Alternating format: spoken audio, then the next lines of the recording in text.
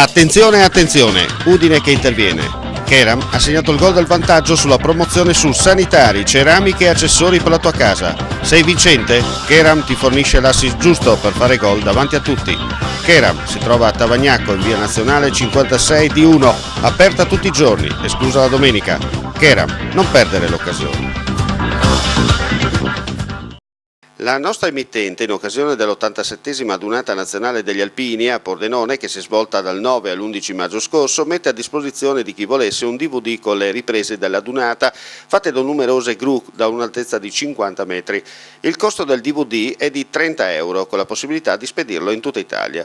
Per qualsiasi informazione o prenotazione potete chiamare i seguenti numeri: 0434 55 5486 o 0434 55 14 55. Ripetiamo: 0434 55 5486 oppure 0434 55 14 55. Gli Alpini, un'occasione unica da rivedere.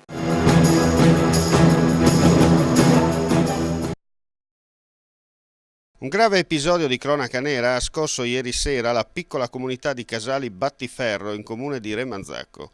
Una bomba a carta è esplosa all'azienda Tonuti SPA, specializzata nella produzione di macchine agricole da almeno 3 generazioni presente sul territorio. L'ordigno è stato piazzato vicino alla porta d'ingresso degli uffici. Lo scoppio è avvenuto poco dopo le 21. L'esplosione ha provocato danni per la forza d'urto, ma non gravissimi. Sul posto i carabinieri della compagnia di Udine, coadiuvati dai colleghi della locale stazione e dagli agenti della questura per i rilievi e le indagini di polizia giudiziaria. Per la bonifica e lo spegnimento delle fiamme è giunta sul posto una squadra dei vigili del fuoco del comando provinciale di Udine. Al momento nulla trapela sul vero motivo del gesto: bocche cucite da parte dell'azienda e da parte delle forze dell'ordine. Di certo non si è trattato di uno stupido scherzo, ma di un chiaro segnale o avvertimento da parte di qualcuno. L'intenzione da parte dei malviventi era quella di lasciare un segno, come si dice nell'ambiente, tanto per fare rumore. L'unica cosa certa è che l'attività lavorativa non ha subito ritardi o interruzioni. Nessuna pista al momento viene esclusa.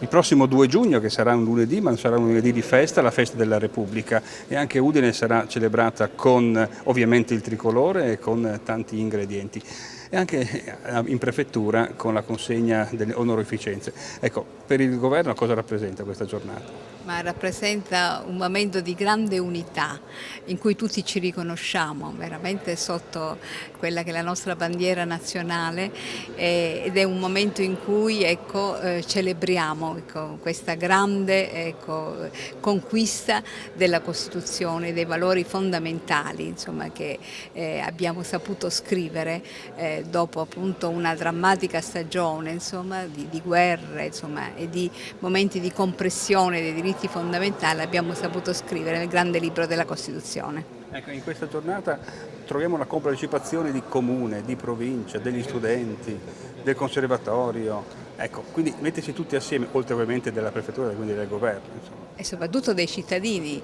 perché la Repubblica siamo tutti noi e quindi non c'è modo migliore per viverlo che tutti insieme con questa bella coesione, che è un'armonia della giornata.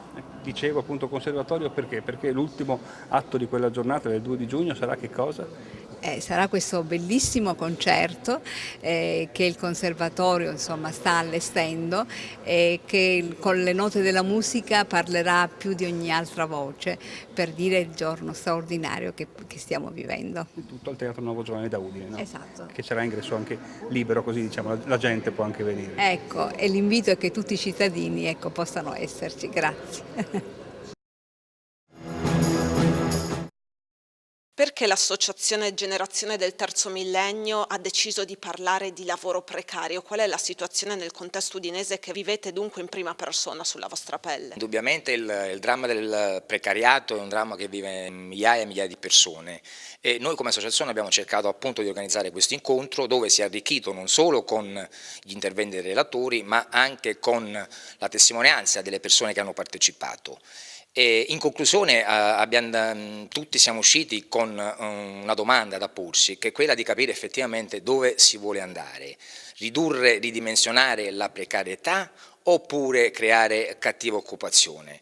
Il dramma della precarietà purtroppo comporta non solo dei sacrifici in termini economici, ma va a incidere anche sulla formazione e soprattutto per chi non riesce a ricollocarsi in tempi brevi nel mondo del mercato del lavoro rischia di perdere quella che è la propria identità. Un costo sociale questo che pagheremo salato nei prossimi 20 anni sicuramente. Dal punto di vista sociale qual è l'impatto del precariato e delle nuove condizioni del mondo del lavoro? Il Friuli Venezia Giulia, l'Italia e l'intero Occidente stanno sperimentando una profonda trasformazione del proprio modello economico. La società industriale che ha caratterizzato tutto il XX secolo è andata in crisi, siamo entrati in un nuovo stadio, in una nuova fase che è appunto l'era post-industriale, che comporta cambiamenti anche drammatici in un ambito cruciale qual è il lavoro. Non c'è più la figura chiave dell'assetto precedente che era l'operaio o anche il colletto bianco, ci sono tutta una serie di soggetti che partecipano alle dinamiche del lavoro con modalità nuove che lo Stato adesso è chiamato a regolare, lo ha già fatto ma in modo che appunto riteniamo ancora insufficiente. Auspichiamo che appunto i nuovi governi, quello italiano in particolare, siano in grado appunto di coniugare quello che è il necessario cambiamento dovuto appunto alla nascita di nuovi modi di produrre con la necessità di conferire ai lavoratori, di garantire ai lavoratori la necessaria tranquillità psicologica e sociale. Nell'ambito dei progetti transfrontalieri che sono anche supportati dall'Unione Europea, per il quadriennio 2007-2013 troviamo questo incontro che si fa all'Università di Udine. Si parla di tradizioni, di cultura delle Alpi e del Carso. Qual è il concetto di questa lezione, di questo incontro che avete fatto quest'oggi? Questo incontro è dedicato a collezioni etnologiche, tradizione orale e turismo culturale fra le Alpi e il Carso. Si svolge nell'ambito del progetto Zbor-Zbirk. Cosa vuol dire Zbor-Zbirk? Zbor-Zbirk vuol dire sbirka e collezione in slovene. E Zbor, questo vuole dire un gruppo di collezioni. Sì. Quindi attraverso gli oggetti della vita quotidiana si può appunto trovare corrispondenza fra questi due, fra questo popolo che è unito. E quali sono questi oggetti ad esempio? Sono per esempio i focolari, gli attrezzi, gli attrezzi di lavoro, gli attrezzi di campo e tutto questo che la gente colleziona per guardare le memorie sulla vita passata. Sì. Ricerca che porterà quindi a integrare ancora di più questi popoli, insomma, dalle Alpi al Carso, del Friuli Venezia Giulia, fascia di confine.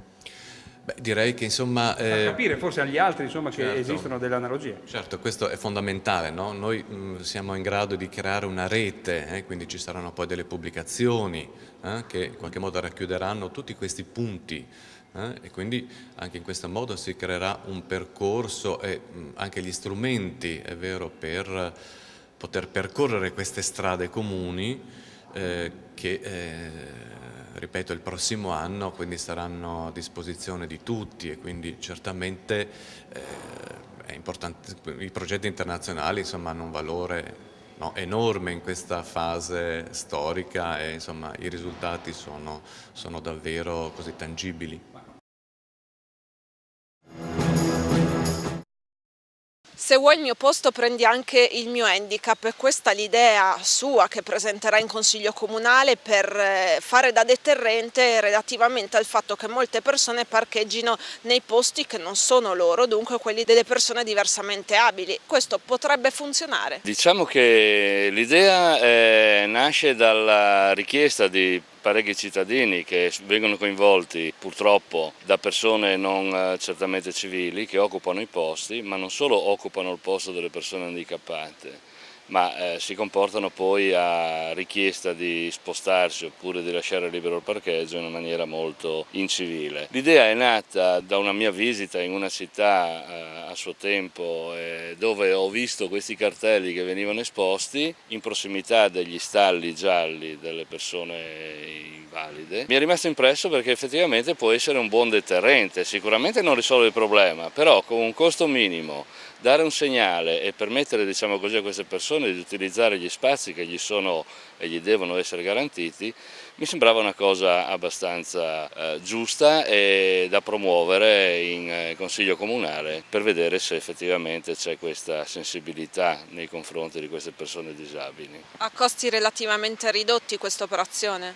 Ma credo di sì, perché ci sono in parecchie città, mi dicevano e mi dicono, già esposti questi cartelli che sono di dimensioni abbastanza ridotte e sono già prestampati o preparati, per cui credo che l'incidenza sia abbastanza poca. Ripeto, lo scopo è quello di sensibilizzare le persone e fare in modo che effettivamente rimanga nella memoria, così come è rimasto a me, questo messaggio che reputo molto civile e doveroso nei confronti di queste persone che hanno queste instabilità.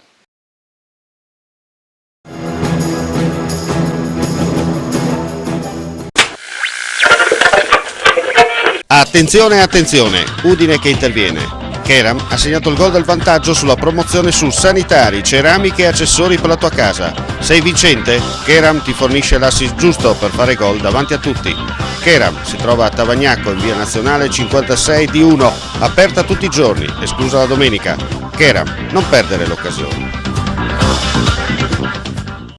La nostra emittente, in occasione dell'87esima adunata nazionale degli alpini a Pordenone, che si è svolta dal 9 all'11 maggio scorso, mette a disposizione di chi volesse un DVD con le riprese della dunata fatte da numerose gru da un'altezza di 50 metri. Il costo del DVD è di 30 euro, con la possibilità di spedirlo in tutta Italia. Per qualsiasi informazione o prenotazione potete chiamare i seguenti numeri: 0434 55 5486 o 0434 55 14 55. Ripetiamo: 0434 55 5486 oppure 0434 55 14 55. Gli alpini, un'occasione unica da rivedere.